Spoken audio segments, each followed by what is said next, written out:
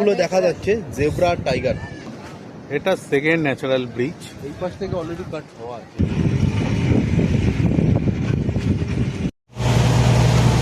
নীলের jetty. Welcome to Laxmanpur two beach বা natural bridge. এটা পুরো গোটা কোরাল। ওয়াটার স্পোর্টস অ্যাক্টিভিটি করতে গেলে আপনাদেরকে এইরকম একটা জায়গায় ভেতর দিয়ে যেতে হবে। আনভি এগিয়ে যাচ্ছে সমুদ্রের দিকে।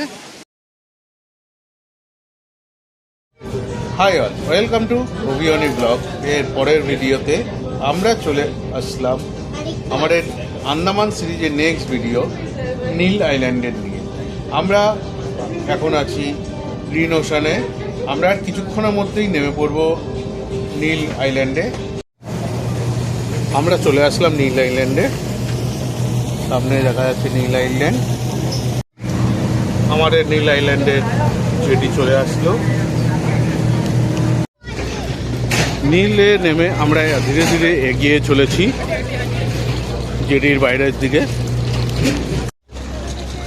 প্রচণ্ড গরম, সূর্য একেবারে মাথার উপরে। টাইম এখন 10:30। নীলে এত গরম, মানে লিটারেলি এত গরম। আমরা আমাদের প্ল্যানটা লিটিল বিট চেঞ্জ করলাম। আমরা স্কুটি নিয়ে বাকি যে দু জায়গায় ঘুরেছিলাম, ভেবেছিলাম নীলেও আমরা স্কুটি নিয়ে ঘুরবো, কিন্তু স্কুটিতে না করে আমরা নীলটা একটা 4 হুইলারে ট্যুর করে নিচ্ছি। আমরা প্রথমেই যাবো গিয়ে natural beach resort, natural beach ব্রিজটা দেখতে। তারপর যাব ভরতপুর বিচে গিয়ে ভরতপুর বিচ আমরা এক্সপ্লোর করব। অ্যান্ড সেখান থেকে আমরা আপনার ওয়াটার স্পোর্টস অ্যাক্টিভিটিগুলো করে আমরা চলে যাব আপনার লক্ষ্মণপুর ওয়ান বিচে আমাদের সানসেট দেখতে। এই সকালবেলা যা গাড়ি করে আমরা স্টার্ট করেছিলাম, মানে নীলের জেটি থেকে এসেছিলাম, সেই গোপালই আমাদের জন্য আরেকটা গাড়ি পাঠিয়ে দিয়েছেন। আমাদের নীলের সারথি হচ্ছে গিয়ে বর্ষণে গাড়ি করে টাটা টিয়াগো ইলেকট্রিক আমরা এগিয়ে চললাম আমাদের প্রথম ডেস্টিনেশন ন্যাচারাল বিচ দেখতে। বর্ষণের সাথে আসলে একটা সুবিধা আপনাদের সেটা হলো বর্ষণ বাঙালি। তো আপনি বাংলায়, মানে আমরা যারা বাংলা থেকে আসবো পশ্চিমবঙ্গ থেকে, তা বর্ষণের সঙ্গে কমিউনিকেশনে আপনাদের একটু সুবিধা হবে। এই নীল আইল্যান্ডটা আপনাদের ট্যুরিজমের হিসেবে জনপ্রিয়তা লাভ করেছে লাস্ট 15-16 বছর ধরে। আর নীলে 5,000-এর যে জনসংখ্যা, যারা নীলের অধিবাসী, তাদের মধ্যে মোটামুটি 90%-এর কাছাকাছি বাঙালি। আমরা পার্কিংয়ে গাড়ি রেখে এগিয়ে চলেছি ন্যাচারাল ব্রিজের দিকে। একটা গাইড নিয়েছি, গাইড আমাদের Rohit. Guide charge off season বলে একটু ডিসকাউন্ট পেয়েছি 1000 টাকা। রোহিত বাঙালি গাইড, আমাদের সব কিছু দেখিয়ে দেবে। কোরালের মধ্যে দিয়ে হাঁটা, ন্যাচারাল লাইট, সমস্ত কিছু ভালোভাবে ঠিকঠাকভাবে দেখার জন্য আপনাকে গাইড নেওয়াটা আপনার জরুরি। Welcome to Laxmanpur two beach বা ন্যাচারাল ব্রিজ। এইভাবে আস্তে আস্তে ধীরে ধীরে সিঁড়ি ভেঙে আমাদের নেমে যেতে হবে ন্যাচারাল ব্রিজ রাস্তার দিকে।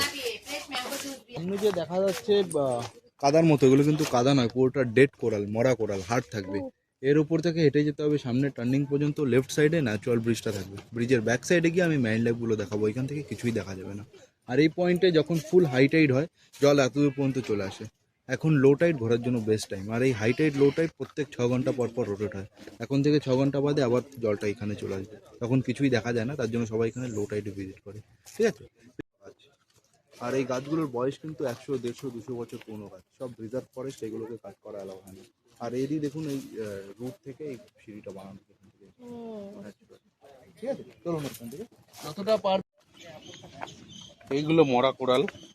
আর গাইড রোহিত আমাদের বললো যতটা পারবেন ফ্ল্যাট সারফেসে হাঁটার চেষ্টা করবেন। চেপে আছে, এটাও কিন্তু পুরোটা একটা ডেড কোরাল থেকে তৈরি হয়েছে, ডেড মাউন্টেন কোরাল। জলের মধ্যে সব থেকে বড় কোরাল মাউন্টেন কোরাল, যেটা থেকে এটা তৈরি হয়েছে। ন্যাচারালি মাঝখানের পোর্শনটা কাট হয়েছে, তার জন্য এটাকে ন্যাচারাল ব্রিজ বলা হয়। কেউ এটাকে বানায়নি। অ্যাকচুয়ালি কোরাল যেটা হয় একটা লিভিং অর্গানিজম হয়। কোরালের ফর্মেশন হয় ক্যালসিয়াম আর কার্বনেট থেকে, তার জন্য দেখুন এত হার্ড হয়। কোরালের মধ্যে মাইক্রো অর্গানিজমস থাকে যেটাকে বলা হয় পলিপস, যেটা আমরা খালি চোখে দেখতে পাই না। পলিপসই কোরালকে লাইভ আর কালারফুল বানায় আস্তে আস্তে গ্রো করে। আগে যেখানে আমি জীবন্ত কোরাল দেখাবো, এগুলো কালারফুল থাকবে, জলে থাকবে, কারণ কিনা কোরালের বেঁচে থাকার জন্য 24 ঘন্টা জল দরকার। জল পাইনি বলে এগুলো সব মরে গেছে। মৌচাকের মতো দেখতে আর এইটা হচ্ছে jackfruit coral. Natural shape, natural colour হয়, কোরালের নাম আলাদা। আর এখানে একটা কাঁকড়া আছে, স্পাইডার ক্র্যাব। যদি টাচ করেন তাহলেই কামড়াবে, এমনি এসে attack করবে। আর এই কোরালগুলো কিন্তু জলকে পিউরিফাই করে, তার জন্য দেখুন কত পরিষ্কার জল। পুরো আন্দামানের জলটা এর জন্য পরিষ্কার, কোরাল আছে। আর কোরালকে টাচ করা অ্যালাউ হয় না, যদি জীবন্ত কোরালকে টাচ করেন কোরাল মরে যাবে আস্তে আস্তে। এইখানে যে বেশিরভাগ মাছগুলো দেখা যাচ্ছে জেব্রা টাইগার, এই যে স্ট্রিপে যে মাছগুলো সব জেব্রা টাইগার ফিশ। এই মাছগুলো কিন্তু কমন, আপনারা যে কোনো অ্যাক্টিভিটি করবেন এই ধরনেরই মাছ বেশিরভাগ দেখতে পাবেন।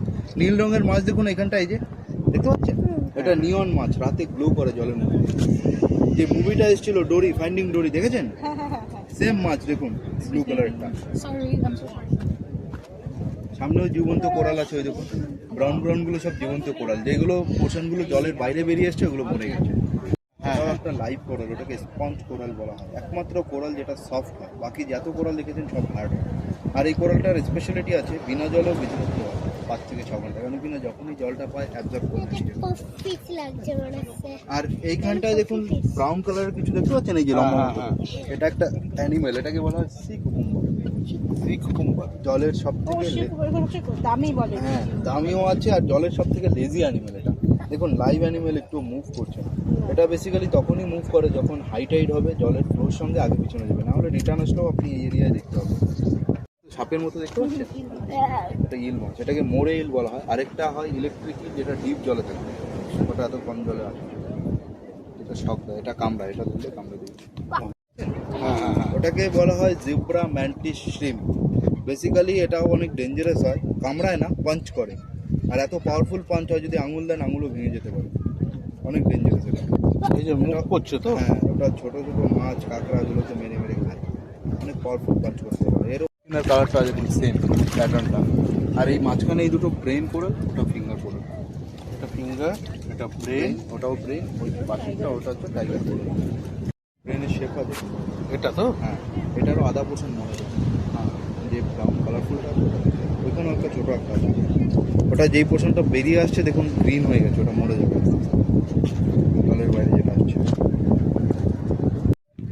এই যে ডটেড যেগুলো, একবার যখন কোরাল মরে যায় তারপরেও যদি ওর 24 ঘন্টা জল পেতে থাকে, তাহলে ওই মরা কোরালের উপর থেকে কিন্তু নতুন নতুন কোরাল তৈরি হয়, যেরকম এখানটা হচ্ছে।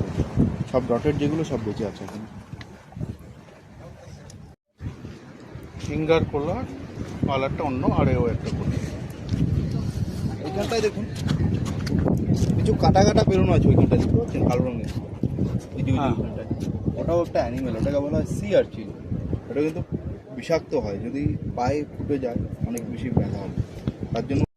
এই সামনে যেটা, সেটা হচ্ছে গিয়ে সেকেন্ড ন্যাচারাল ব্রিজ, যেটা তৈরি হচ্ছে এবং ভাঙছেও। তো কোনো গাইডের ওখানে যাওয়ার অ্যালাউ নেই। তো আমাদের গাইড যে আছে রোহিত, সে আমাদের এখান থেকেই দেখিয়ে দিল।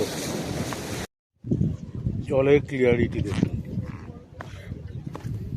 এক পেয়েছিলাম ডাউকি লেক মেঘালয়, আর এই একটা পেলাম এখানে।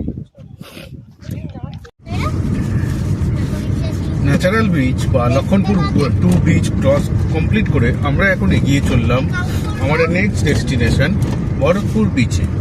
সেখানেই আমরা ওয়াটার স্পোর্ট অ্যাক্টিভিটি করব এবং লাঞ্চটাও আমরা ওখানেই করে নেব। ভরতপুর বিচে এসে টিকিট কেটে নিলাম। আমরা গ্লাস বটম বোট রাইড করব 3 জনের জন্য, পার হেড 800 টাকা করে টিকিট। এছাড়াও স্নরকেলিং আছে 1000 টাকা পার হেড, বানানা রাইড আছে 600 টাকা পার হেড, জেট স্কি আছে 600 টাকা পার হেড, স্কুবা ড্রাইভিং আছে আপনার 4500 টাকা পার পার্সন, সব কিছু মিলিয়ে। আমাকে আগেই বলেছিল যে নীলে এসে যদি ওয়াটার স্পোর্টস অ্যাক্টিভিটি কোথায় নীলে করুন, কারণ রাধানগর বিচের মতো ভরতপুর বিচেও আপনারা লকার ফেসিলিটি পাচ্ছেন, এসে স্নান করতে পারবেন। 50 টাকা per locker per hour. Water sports activity করতে গেলে আপনাদেরকে এইরকম একটা জায়গার ভেতর দিয়ে যেতে হবে। জাস্ট জায়গাটা দেখুন কি সুন্দর লাগছে। আমাদের মতো যদি ফুল ফ্যামিলি থাকেন এবং সবাই মিলে একসাথে কম খরচায় যদি ওয়াটার স্পোর্টস অ্যাক্টিভিটি করতে চান, আমার মতে বেস্ট হচ্ছে কি আপনার গ্লাস বটম বোট। নীলের জেটিতে আমরা সকালবেলা নেমেছি, তার পাশেই ওয়াটার স্পোর্টস অ্যাক্টিভিটিগুলো হয়। সকালবেলা যে বোটগুলো দেখেছিলাম সেটা হচ্ছে ওয়াটার স্পোর্টস মানে গ্লাস বটম বোট, প্রথম বুঝতে পারিনি। গ্লাস বটম বোটে আমরা এগিয়ে চললাম। দেখতে পাচ্ছেন কোরাল পুরো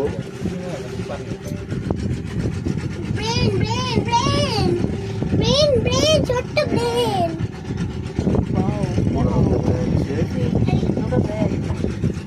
আপ ডাউন কত মাছ, টাইগার মাছ, দেখো টাইগার মাছ। ভাত দিয়ে এদিকে খেতে ভয় লাগছিল। দেখো বড় ছোট্ট মাছগুলো, দেখো গ্লোয়িং যে বড় হয়ে গেছে, তাই না? টাইগারটা দিকে জিব্রাতে হোয়াইট হবে, তাই না? ওই যে এই যে জিব্রাতে, তাই না? লাঞ্চ করতে চলে আসলাম। রেস্টুরেন্টের নাম পবন রেস্টুরেন্ট। এখানে ভেজ মিল 280 টাকা, ফিশ আপনার 350 টাকা, চিকেন 380 টাকা, প্রন 450 টাকা, আর এগ হচ্ছে 300 টাকা।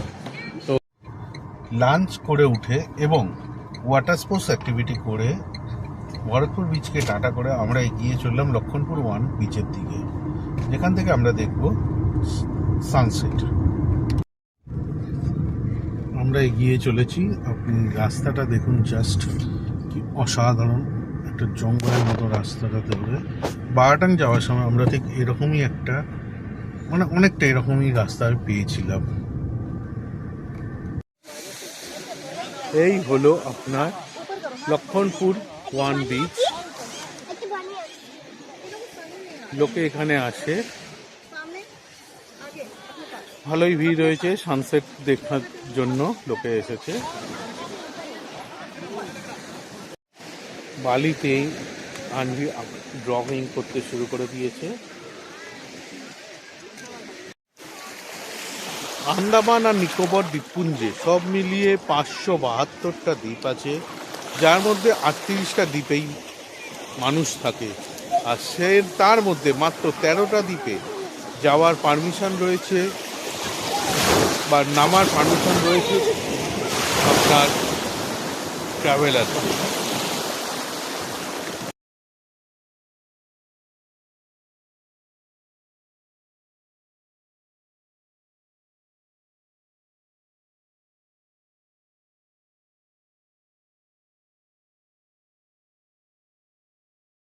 নীলে আমরা ছিলাম ট্যাঙ্গো বিচ রিসর্টে। এটা বেশ ভালো একটা প্রপার্টি, সামনেই ওশান দেখা যায়, সমুদ্র। এগুলো এর রুম, এগুলো ডিলাক্স রুম। এছাড়াও উপরের দিকে আদার্স রুম রয়েছে।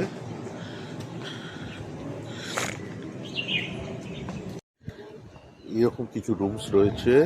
প্লাস এই রিসর্টের একটা সুবিধা হচ্ছে ওই যে নীল টলটলে সুইমিং পুল, যেটা আপনি সকাল 9টা থেকে রাত 9টা পর্যন্ত অ্যাক্সেসে পাবেন। পেছনে বড় সুইমিং পুল, নীল সৈকত। আর এই হচ্ছে ট্যাঙ্গো বিচ রিসর্টের রুম।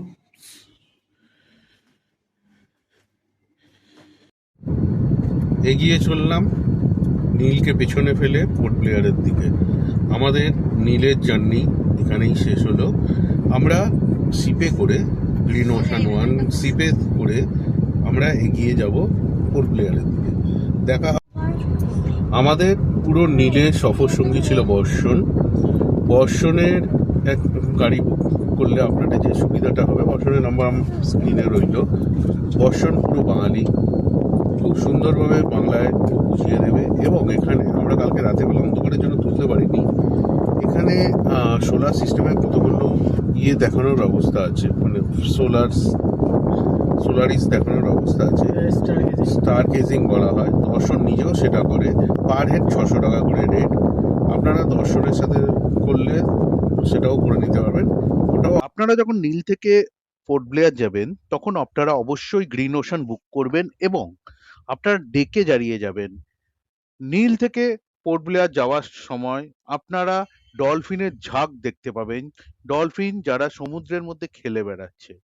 আমাদের দুর্ভাগ্য যে সেই সময় আমার হাতে ক্যামেরাটা ছিল না, তাই আমরা সেটা রেকর্ডিং করে উঠতে পারিনি। খালি চোখে দেখার পরে ক্যামেরা বের করার সময়টা বা ইচ্ছে করে ওঠেনি। আপনারা সেটা মিস করবেন না। আসছি পরবর্তী ভিডিও নিয়ে খুব তাড়াতাড়ি। ততদিন ভালো থাকবেন। বাই।